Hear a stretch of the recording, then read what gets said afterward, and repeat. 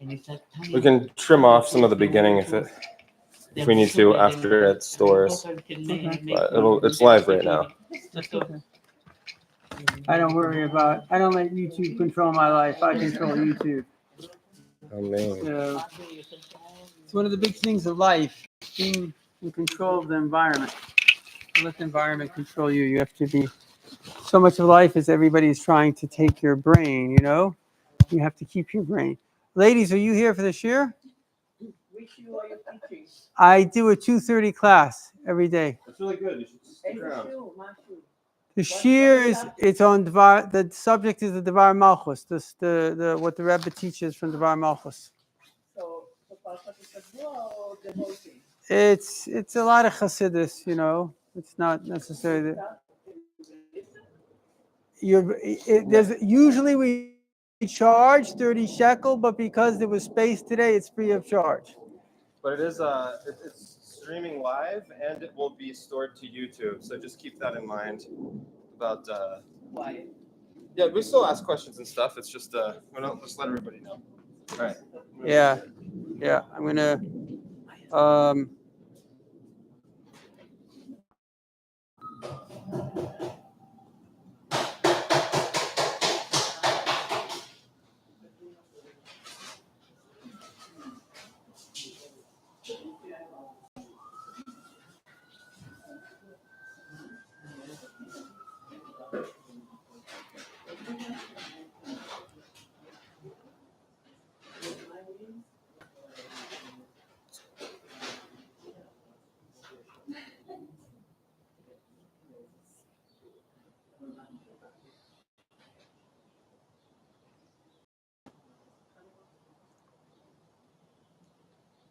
What's going on here?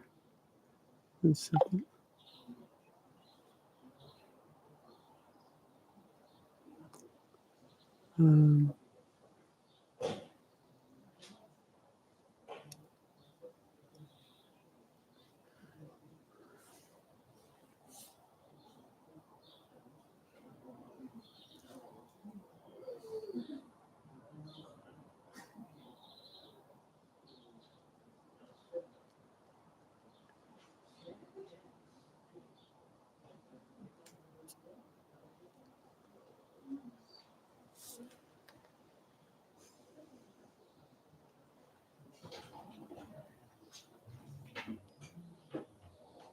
Let's see something.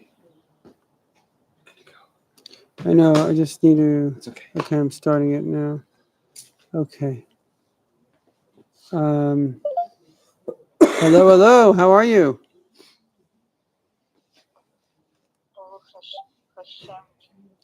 Great. Waiting for Gula. Amen. It says that the redemption comes in the merit of the righteous Jewish women. Did you know that? Righteous Jewish women. It was in their merit that we left Egypt, and it's in their merit that we go into the final redemption. And what is the merit? So when we left Egypt, it was because they had faith in Hashem that they would actually get out, even though it was very, very difficult to have faith. I see you got the glasses. That's good. Maybe we can get some TikTok going. And then in this generation, in fact, the Rebbe says that we are a reincarnation of the Jews that left Egypt. Basically was from the tribe of Naphtali, and this territory is the tribe of Naphtali. So you can imagine that thousands of years ago, you think about women's liberation, but thousands on truth. And that can be held by anybody. And so, particularly today's in the time of Moshiach that we're living, the real currency that exists in the world today is truth. And all the false ideologies are all going to fall away. That's the nature of false ideologies. They come and they go. They're basically instincts, pretending to be a philosophy. They say the story of a guy who was in the theater, and he asks this guy, "Do me a favor, can you please take off your hat? I can't see." So he said to him, no, my policy, wear a hat. So he got so frustrated with him, he like takes his hat and he throws it away, and it turns out he has a bald head. He says, don't make a policy out of a bald head. So a lot of, truth is something that will always be, always is, always was, always will be. 2 + 2 = 4 is a mathematical fact that's never going to change. So whenever you get something that's, a newfangled thing, throughout all of human history, it's always been wrong. That which takes a lot of effort to discover, a lot of, you think about Avraham Avinu came to discover Hashem. It's like a tremendous amount of thought process to come to the truth. So any truth that's kind of universal, there's certain feelings that are universal, which I would say are true, such as goodness and kindness, such as, morality. We're kind of all innately connected to these things. However, anything which really has a kind of complicated theology that a whole group of people, even 1 billion, 500 million, 2 billion people believe, it's never been true in human history, and it never will be true in human history. Because truth is, in my own search for truth, I grew up religious, and then I left, and then I looked around at many different folks. Hi, how are you? Good to see you. What an honor. Tzfat in person. Yay. Welcome. We brought out the wine for you, by the way. There's wine and there's water. You can choose, Welcome. Good to see you. And remind me your name again, sorry? Kayla. Kayla's all the way from Florida. She's visiting. And Sifa's like landed straight from Hashem, from all over the world. And of course, we have Tanya, and we have our sound engineer of note, David. So in any event, the point is that truth, in my own thing of looking for truth, even though I grew up in a sense with the truth, I grew up with the Torah, and not only the Torah, I grew up with Chassidus. But even so, the Rebbe says that unless you are basically going beyond what you grew up with, it's also not true. Because the truth is actually personal. If you need more of this in the kitchen. The truth in infinity relates to each and every single person. Can you take the bottle off the table? Thanks. We usually don't let empty bottles. We want full bottles. So truth relates to each and every single person individually. And so this is a very deep part, because it's not like there's one package, one hat. You put on this hat, you got the truth. Truth comes from Hashem, and Hashem is unlimited. So your truth, even though there's a certain universalness to truth, but your life is not my life. And your challenges are not my challenges. And your growth is not and your mitzvahs are not my mitzvahs. Right? Okay, there's certain things that we have in common. We have Shabbos, we have kashrus. But in terms of the main thing of life is who you interact with and how you interact with them and what you have to do, etc. We're all unique. We run in unique circles. And even more than that, our own personality is unique. Right? You have a unique personality that I don't have. There's a beautiful story about this little boy who is flying. He says, wow, I wish I could fly. I wish I could fly. And as he wishes it, he turns into a bird. And he goes, he's flying and he loves it. He loves it. Oh, wow, I want to be the wind. So he takes the wind. And then he boom, he becomes the wind and he loves it. And he starts making, tremendous, wind things. And then he bumps into a big mountain. And he's like, oh my gosh, this mountain is so strong. I can't get past. I wish it was the mountain. He's like, oh man, I want to be the mountain. So he becomes the mountain. And then there's a little boy that has a little pickaxe. He's like breaking at the mountain. He's like, who's hurting me? Who's hurting me? He says, I wish I was a little boy. And he becomes himself again. So the point is that we all have something that nobody else in the world has. We're all unique. One of the most important Jewish prayer is Shema Yisrael Adonai Eloheinu Adonai Echad. God is one. Now, when you speak about one, there's two kinds of one.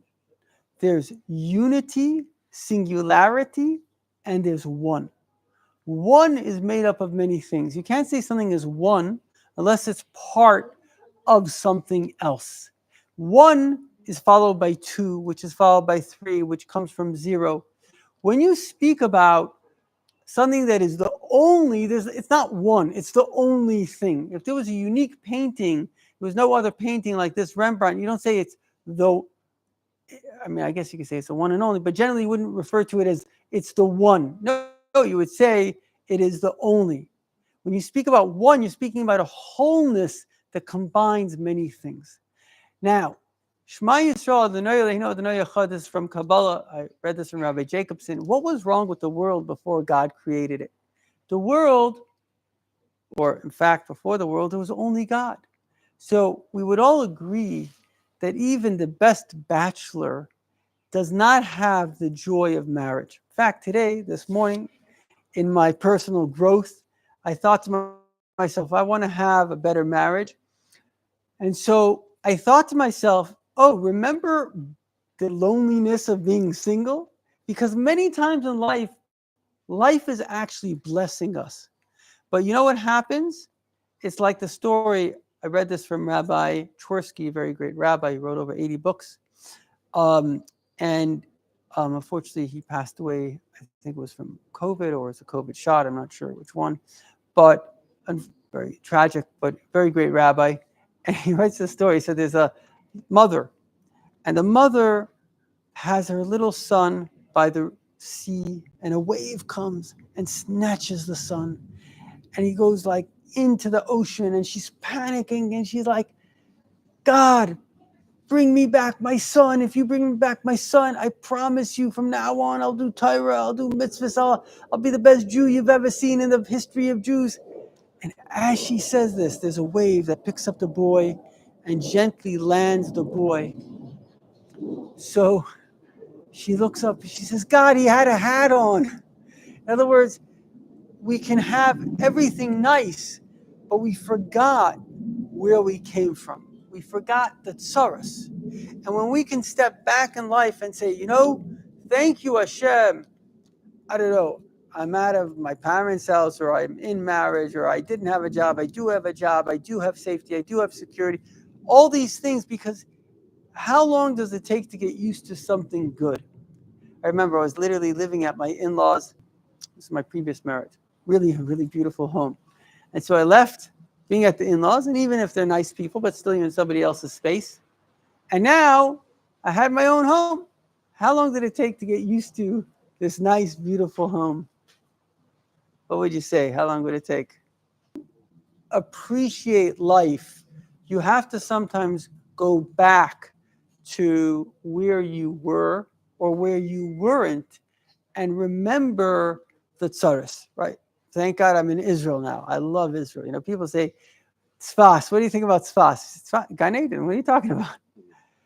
But to remember that you're in Gan Eden, sometimes you have to remember, where were you before this? Now you, it's right. Now you remember Gan Eden. My grandfather's a big chassid. He said to me, Yosef Wineberg, he said, we go through gullus, we go through exile, so we should be able to appreciate redemption. So now I'd like to share with you a very beautiful teaching of the Rebbe. We kind of began, what's the issue? All good? Yeah. We began to share this teaching. Kayla, can I trouble you for a cup of water? Yeah, thank you so much. We began to share this teaching yesterday, and it's very, very important, very profound. And this is really a very short, by the way, people are looking for the secret of happiness. Water is one of the big ones. There are 5 secrets to happiness. Number 1, drink water. And number 2, have something meaningful to do. And number 3, basically, Torah and mitzvahs. It resonates with life. And number 4, try not to get into arguments and try to have peace in your life. Amen. And I'm still working on the 5th one.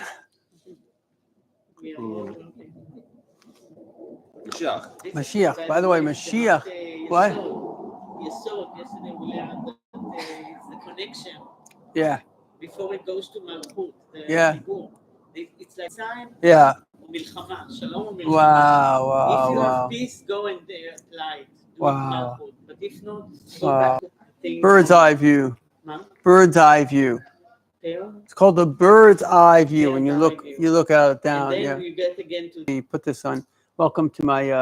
Our mind is able to take over, and now we're able to think. We have evil and the bad, and I kind of re-edited, revised, allow it. So peace is better than Garden of Eden. Everything is a pure place. Everything is fine. In fact, it says the world was not made for inspire the body. The world was made for our body, us in a way. We are the ones that have to learn, usually through trial and error, what is better and what is worse. And that also happens on a global system. In a global way, humanity went through the hard way, whether it's, 2 world wars, one back to back, so people realize this is crazy. We've got to get rid of this mentality. But just because the West got rid of the mentality of war doesn't mean the Arabs got rid of it.